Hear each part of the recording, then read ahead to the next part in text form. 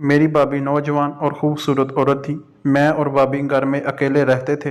जब से उसकी शादी हुई थी, भाई दुबई गए हुए थे और भाभी के जिस्म में दर्द रहता था। भाभी मुझे रोज़ रात को अपने रूम में बुलाती और मुझसे अपना मसाज करवाती और मैं ज़ोर लगा लगा कर भाभी का मसाज करता और उसको सुकून पहुंचाता।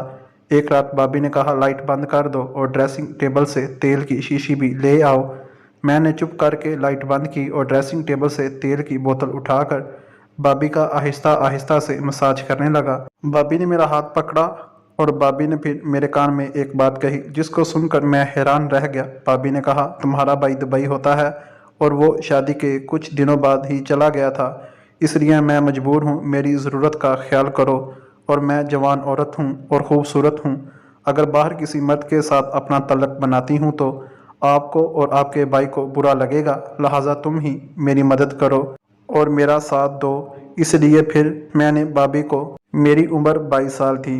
इन दिनों मैं अपने घर में अकेला रहता था। जब भाई ने शादी की ताकि मेरी तन्हाई भी ख़त्म हो सके। मेरी भाभी का नाम साइमा है। मैं इनको भाभी नहीं बल्कि मोहब्बत से सिर्फ सैमा ही कहता था। भाई के ना होते हुए वो अक्सर उदास और परेशान नज़र आती थी। कई दफ़ा मैंने इन्हें छुप छुप कर रोते हुए भी देखा था। मुझे लगा था कि वो अमजद भाई को याद करती हैं, तभी तो छुप छुप कर आंसू बहाती हैं। लेकिन ना ही मैंने भाई से ये बात पूछी थी, ना ही सैमा ने खुलकर मेरे सामने ये बात कही थी। वो सारा दिन खामोशी से घर काम काज करती थी और फिर रात को अपने कमरे में बंद हो जाती और इनके कमरे से सिसकियों की आवाज़ आने लगती थी। दरअसल शादी के अगले हफ्ते भाई चले गए थे। एक नई नवेली दुल्हन के लिए अपने शोहर के बगैर वक्त गुजारना बहुत ही मुश्किल होता है। लेकिन ऐसा नहीं, ये शादी सिर्फ मेरी खातिर की थी, क्योंकि मैं घर में अकेला रहता था और घर की जिम्मेदारी के लिए किसी औरत की ज़रूरत थी। इसलिए अमजद भाई साइमा को मेरे हवाले कर गए थे। तब से साइमा बिल्कुल अकेली थी और मैं ही इनका ख्याल रखता था। वो एक दरमियानी उम्र की औरत थी और रिश्ता ना मिलने की वजह से इनके घर वालों ने अमजद भाई के साथ इन्हें रुखसत कर दिया था, क्योंकि हर गुज़रते दिन के साथ इनकी उम्र बढ़ती जा रही थी। एक रात मैं सोने के लिए लेट रहा था कि सैमा भाभी ने मुझे अपने कमरे में आवाज़ देकर बुलाया। रात को न जाने भाभी को मुझसे क्या काम पड़ गया, यही सोचकर मैं तेज़ी से सैमा भाभी के कमरे में पहुंच गया, क्योंकि अमजद भाई ने जाते हुए साइमा की जिम्मेदारी मेरे कंधों पर डाली थी और कहा था कि मेरे पीछे मेरी बीवी की हर ज़रूरत का ख्याल रखना।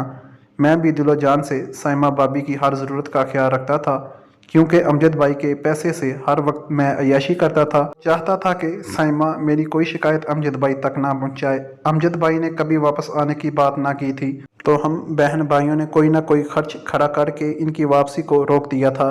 इसलिए अमजद भाई कभी वापसी का सोच ही नहीं सकते थे। और रात के 11 बजे के वक्त साइमा मुझे आवाज़ देकर अपने कमरे में बुलाया तो मैं यही सोचकर पहुंच गया कि साइमा को कोई ज़रूरी काम होगा। लेकिन वहां जाकर मैं कुछ छटक गया, क्योंकि सैमा अपने बिस्तर पर उल्टी लेटी हुई थी।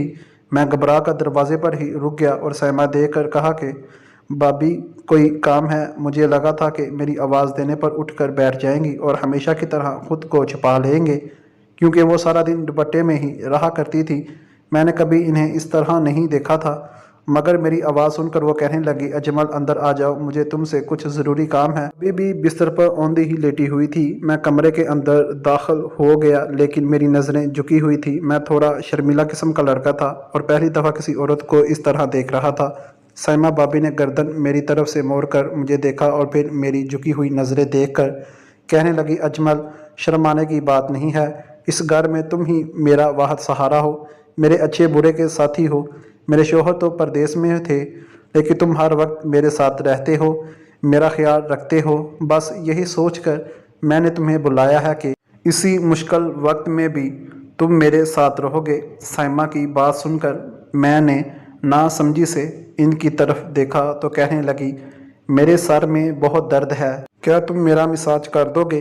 तुम्हारे भाई ने मुझे बताया था कि तुम बहुत अच्छा मसाज करते हो और इनके सर का दर्द तुम चुटकियों में ठीक कर दिया करते थे। सैमा भाभी की बात सुनकर मैं मुस्कुरा दिया, क्योंकि ये बात वाकई हकीकत थी کہ भाई जब यहाँ होते तो हर वक्त मुझसे अपने सर का मसाज करवाते थे, लेकिन वो तो भाई थे, मैं भाभी को मसाज किस तरह कर सकता था। साइमा ने मुझे आजमाइश में डाल दिया था। समझ नहीं आ रहा था कि क्या करूं। मैं सोच में पड़ गया था कि साइमा किस किस्म की औरत है।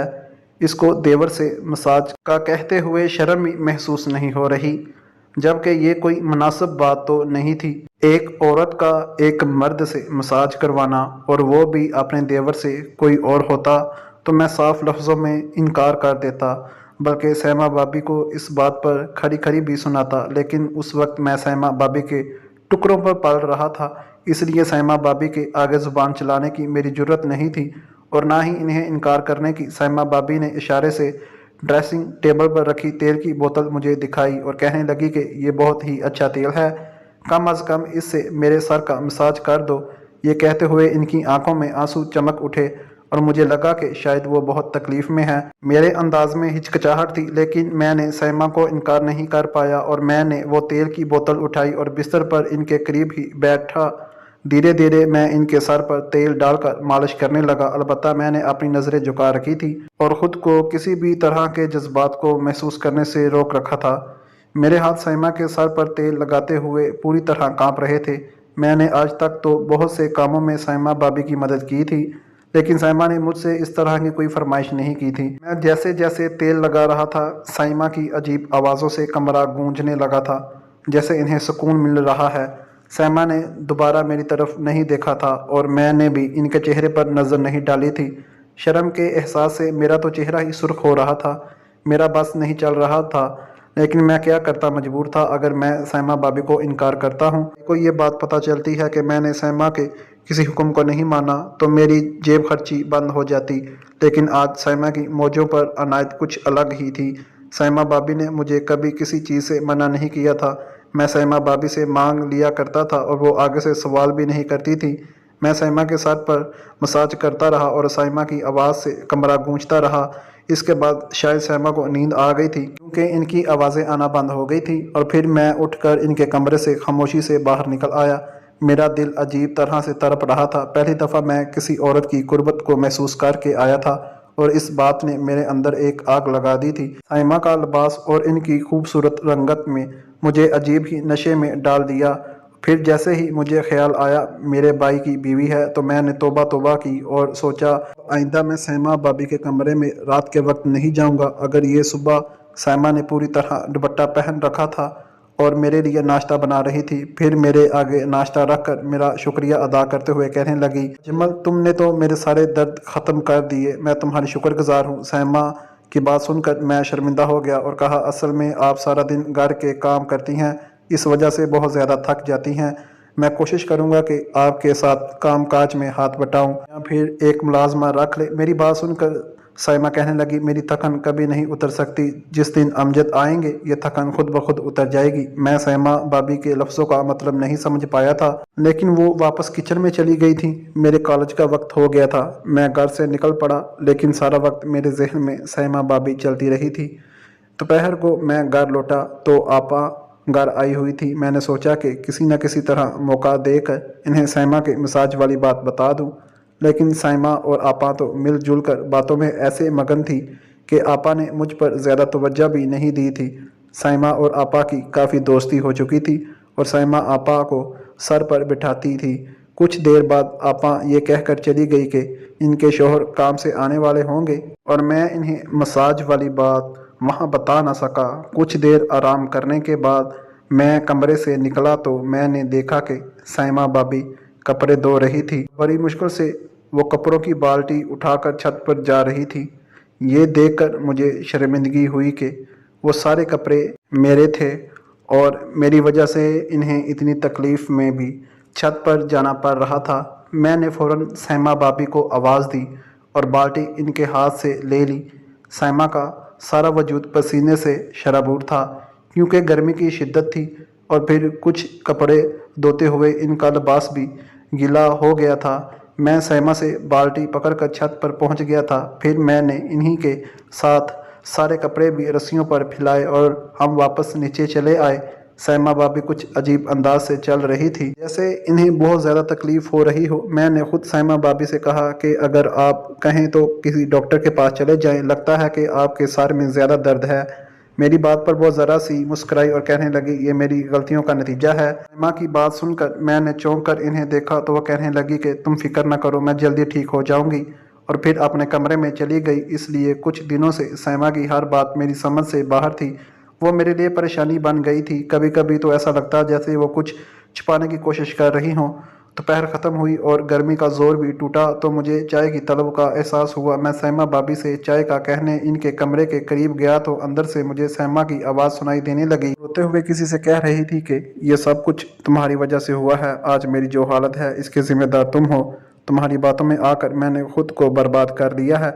सैमा की बात सुनकर मैं दरवाजे पर ही रुक गया था। न जाने वो किससे बात कर रही थी, लेकिन वो जो कोई भी था वो बाई नहीं था। सैमा की बातों का जो मफहूम समझ में आया वो सुनकर तो मेरे रोंगटे खड़े हो गए थे। क्या सैमा के साथ दर्द की यही वजह थी कि वो किसी और के साथ गलत तरीके से इससे आगे का सोच कर ही मेरे कानों से धुआं निकलने लगा था। समझ में नहीं आ रहा था ये बात किससे कहूँ। बिना सोचे समझे ही मैंने अमजद भाई को फ़ोन लगा दिया। मैंने भाई से कहा, आप वापस क्यों नहीं आ जाते? भाई पूछने लगे, सब खैरियत है? अब मैं इन्हें क्या बताता कि इनके पीछे इनकी बीवी कैसी हरकतें कर रही थी। मैंने बस यही कहा कि आपकी याद आ रही है, हो सके तो आप लौट आइए। कुछ देर की बातों के बाद भाई ने फ़ोन रख लिया था और मैं गहरी सोच में डूब गया था। समझ नहीं आ रहा था कि मुझे क्या करना चाहिए। और फिर उस रात भी सैमा मुझे आवाज़ देकर अपने कमरे में बुला लिया। मैं इनके कमरे में पहुंचा तो फिर लेटी हुई थी और सर पर मसाज का कह रही थी। मैंने खामोशी से तेल की बोतल उठाई और निगाहें फेर ली। मैं बेदिली से इनके सर का मसाज कर रहा था और सोच रहा था वो किस तरह मुझसे ही अपना मसाज करवा रही थी। मुझे लग रहा था कि जब मैं कॉलेज जाता हूँ तो मेरी गैर मौजूदगी में घर में कोई आता है। यही देखने के लिए अगले दिन मैं कॉलेज से जल्दी वापस आ गया।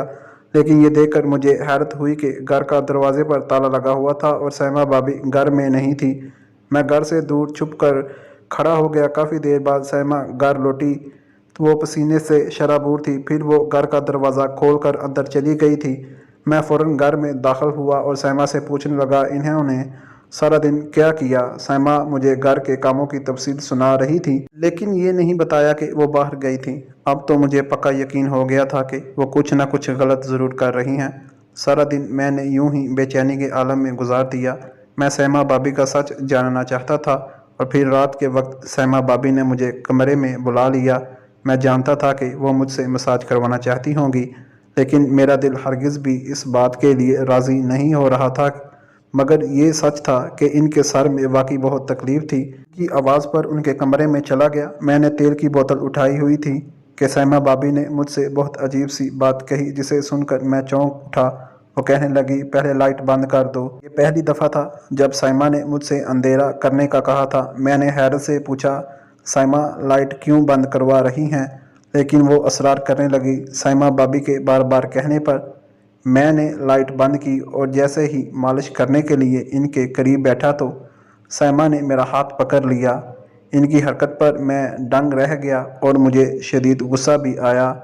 वो अपनी हद पार कर रही थी। मैंने गुस्से में कहा कि ये आप क्या कर रही हैं? वो कहने लगी, तुमसे बहुत ज़रूरी बात करना चाहती हूँ, लेकिन मुझ में इतनी हिम्मत नहीं कि मैं रोशनी में तुमसे ये बात कर सकूं, इसलिए मैंने तुमसे अंधेरा करने को कहा है। सैमा की आवाज़ में लर्ज़श महसूस हो रही थी। इसके बाद मेरा हाथ पकड़कर अपनी वो कहानी मुझे सुनाई, जिसे सुनकर मेरे रोंगटे खड़े हो गए। सैमा कहने लगी, मुझे लड़कों का बहुत शौक़ था, लेकिन कोई भी मुझसे राब्ता नहीं रखता था, इसलिए तन्हाई की ज़िंदगी कटने लगी। फिर बड़ी मुश्किल से मेरी ज़िंदगी में एक शख्स आया जिसने मुझे मोहब्बत के ख्वाब दिखाए और मैं अपनी तनख्वाह इस पर लुटाने लगी। जब जितने पैसे मांगता मैं इसे दे देती, लेकिन जब मैंने इससे शादी का कहा तो उसने ये कहकर इनकार कर दिया कि मैं तो अब बूढ़ी हो चुकी हूँ और वो मुझसे शादी नहीं करना चाहता।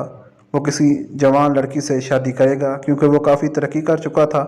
मेरी बदौलत ही इसने छोटा मोटा कारोबार भी जमा लिया था। अब जब इसके पास सब कुछ आ गया था तो इससे मेरी ज़रूरत नहीं रही थी, लेकिन इतने अरसे तक मुस्तकिल 2 नौकरियां करने की वजह से मेरे जिस्म ने मेरा साथ छोड़ दिया था। आए दिन मेरी कमर में तो कभी सर में दर्द रहने लगा था। मैं टूट कर बिखर गई थी। फिर तुम्हारे भाई का रिश्ता आया तो मेरे माँ बाप ने मजबूर किया और मैं शादी करके यहाँ आ गई। लेकिन हर वक्त मुझे इस बात का पछतावा होता है कि मैंने एक ऐसे शख्स के पीछे खुद को बर्बाद किया जो कभी मेरा था ही नहीं। ना ही मेरे बहन भाइयों ने मेरी कदर की और ना ही मेरी मोहब्बत ने। इससे भी बड़ा सितम मुझ पर उस वक्त टूटा जब पता चला कि तुम्हारे भाई ने दुबई में शादी की हुई है। तुम्हारे भाई ने कुछ दिनों पहले ही मुझे फ़ोन करके बताया कि वो वहाँ शादी कर चुके हैं। उन्होंने ये शादी सिर्फ तुम्हारे और इस घर के लिए की है। ये सुनकर मैं पूरी तरह ही अपने होश खो बैठी। मेरा सारा ध्यान है बस इसी बात पे रहता है कि मुझे सारी ज़िंदगी दूसरों की खिदमत करके भी कुछ हासिल नहीं हुआ। ऐसे ही सोचों में गुम एक दिन मैं छत पर कपड़े धोते हुए गिर गई। इस वजह से मेरे कमर और सर का दर्द उठ गया। बहुत मजबूरी में मैंने तुमसे मालिश करने पर कहा और फिर तुमने मेरी मालिश करने लगे। मुझे खुद भी ये सब करवाते हुए शर्म आती थी, लेकिन मैं क्या करती, तुम्हारे सिवा मेरा कोई सहारा नहीं रहा था। कल मैं अपने घर गई थी। मैंने अपनी माँ को अपने शोहर की दूसरी शादी का बताया और उनसे कहा कि मैं इस तरह कब तक ज़िंदगी गुजारूंगी। लेकिन मेरी माँ ने कहा और मेरा हाथ पकड़ लिया और कहने लगी कि अपने शोहर का घर छोड़कर मत आना, क्योंकि यहाँ भी तुम्हारे लिए कुछ नहीं रखा। मेरी भाभी मुझे कबूल नहीं करेगी। ये सुनकर मैं मज़ीद टूट गई और वापस घर चली आई हूँ। मैं जान गई हूँ कि मेरी ज़िंदगी में कुछ बाकी नहीं रहा। मैं तुम्हारे सामने ये सब कुछ इसलिए कह रही हूँ क्योंकि मुझे तुमसे मालिश करवाते हुए शर्म आती है।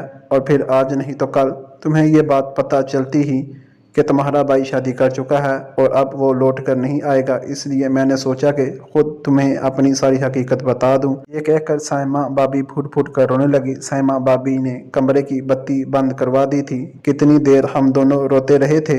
मुझे इस बात का बहुत अफसोस था। मेरे भाई ने साइमा के साथ बहुत बुरा सलूक किया था। इनके साथ तो पहले ही इनके सगे रिश्ते बहुत बुरा कर चुके थे और अब भाई ने भी इनका साथ छोड़ दिया था। मगर कहीं ना कहीं इसमें हम बहन भाइयों की भी गलती थी। हमने कभी अमजद भाई को वापस नहीं आने दिया। इनकी उम्र बीत रही थी, वो कब तक तन्हा रहते, इसलिए उन्होंने परदेश में किसी औरत से शादी करनी थी। काफ़ी देर गुजरने के बाद साइमा कहने लगी, मैं सारी ज़िंदगी इस घर में खामोशी से गुजार दूंगी। तुम्हारी खिदमत भी करूंगी और घर का ख्याल भी रखूंगी। बस तुम मुझे इस घर से कभी जाने का मत कहना। तुम्हारा भाई अब कभी लौट कर नहीं आएगा और मुझे यहीं रहना है।